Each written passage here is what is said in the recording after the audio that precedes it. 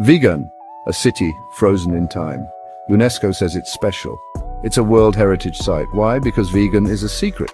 It whispers stories of the past. Imagine cobblestone streets, horse-drawn carriages clatter by, buildings shimmer with Spanish colonial charm. This is Vigan, a place where history comes alive. Vigan takes you back to a different era. It's a journey worth taking.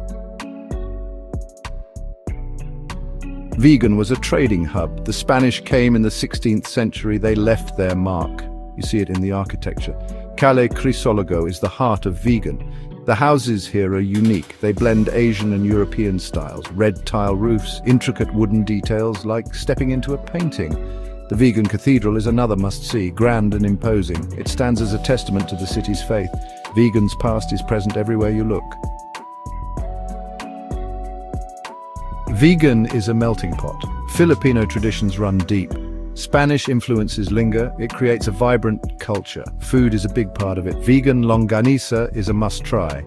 These are garlicky sausages, best paired with rice and vinegar. For something sweet, try empanadas. Crispy and filled with savory goodness. Vigan is a feast for the senses.